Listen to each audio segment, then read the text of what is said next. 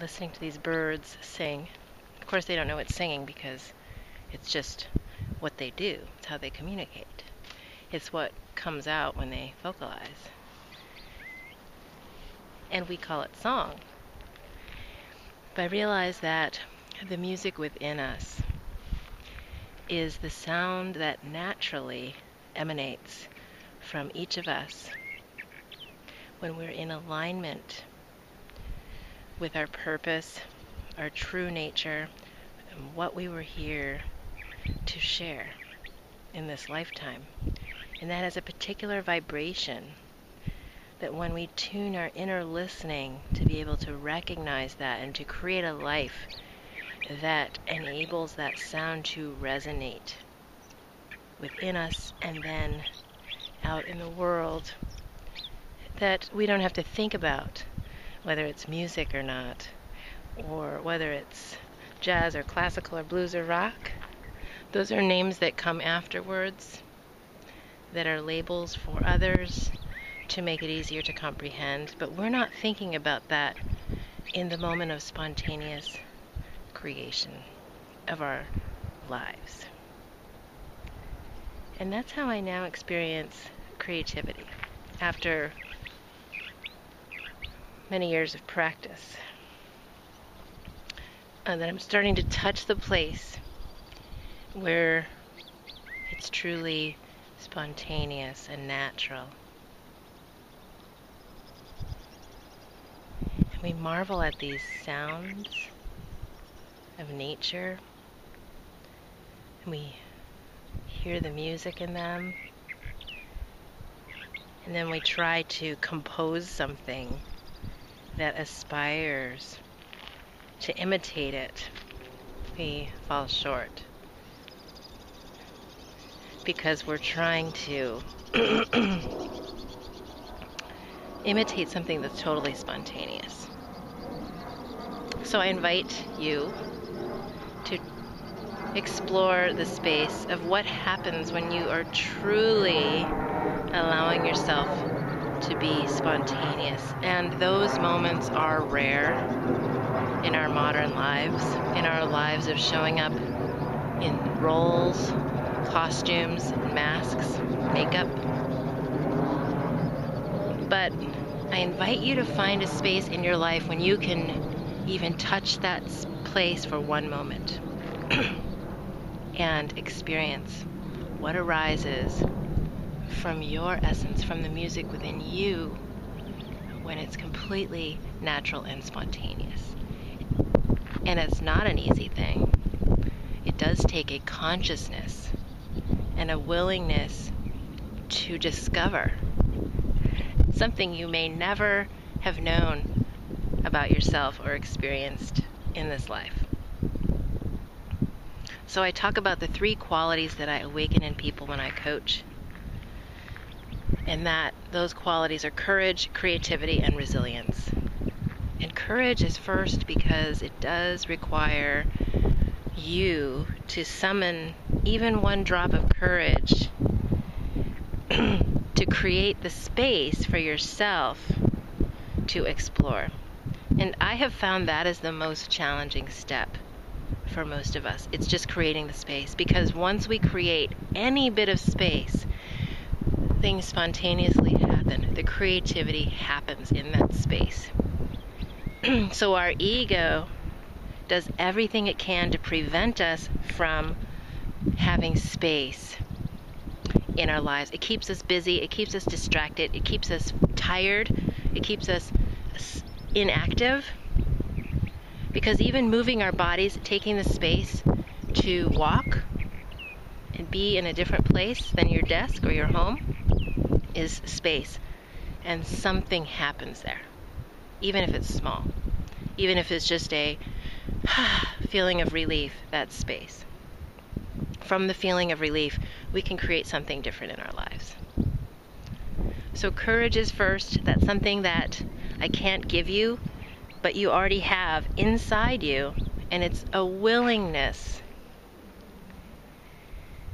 to go with that, even for one moment.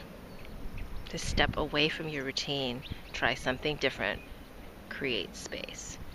And then the big relief for me when I first started this was, wow, I don't actually have to do that much to force the creativity. I don't have to define myself as a creative person or have that job. It's in me, and I just need to pay attention to the space that I'm allowing. And pay attention to what's happening, and all these creative things happen. It's like these bird songs that you hear in the background. It's that spontaneous. It's that natural. And if we don't judge ourselves by what it has to be, what does creativity have to look like? Because so many of us have ingrained in us the message that we aren't creative, other people are, or those people are the artists, the ones that have their paintings on the wall in the museum, but not you who's sketching in your notebook. Once we release those comparisons and definitions and judgments about what it has to be or what it should be, then we can see our own creativity clearly. We can recognize and acknowledge all of the small ways that we are spontaneously creative. And that's a training process too. It's tuning into, oh, there I'm judging, there I'm comparing. Let me notice that and come back to what is right here. Because that power of acknowledgement is another really important ingredient for us to continue to allow the spontaneous creativity. The more we acknowledge, the more we are encouraging that place within us that may be hidden or ashamed. And the less we acknowledge, the less we notice, and the less that little child spirit inside of us feels like coming out. And it's like any of us, we need the encouragement. We need to summon our own courage and encourage ourselves continuously. And it's one thing to find external sources of acknowledgement and support. That's very important. But developing a practice of acknowledging yourself honestly and for the small things, and to be your own source of encouragement is so important. Because when we learn to rely on others or on external evidence of validation, we're left feeling empty when that's not there. In the spaces between those words of encouragement out from outside, we have to know how to bridge those gaps. And finally, resilience. And I think that piece of it, the ongoing piece, how do you sustain that process of continually summoning the next bit of courage, creating that next bit of space, and allowing the next bit of creativity to come out, and creating a loop and a cycle that flows naturally with the rhythm of the earth and your life. And that's the resilience. That's the willingness to come back and do it again, and to revisit and to find out what's happening now, and again now, and again now, and noticing how every now is a little bit different, and to really acknowledge what is here now is a continuous practice of honesty and courage and what we call presence.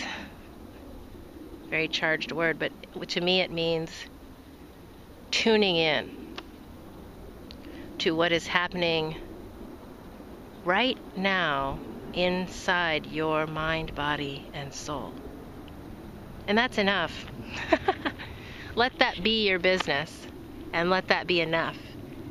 And I challenge you to run out of things to tune into. And I challenge you to find out that that doesn't have an effect on the external circumstances of your life. Because I've found that tuning in to our own business, as Byron Katie would say, tuning into our own mind, body, and soul, and really listening to all three of those layers of being and how they're interacting and how they unfold in a integrated way is enough of a practice. So, those are my thoughts, inspired by the birds today on my hike. And to all my friends who live in the big city, my gift to you is this ocean view behind me and the sounds of quiet and nature. Thanks.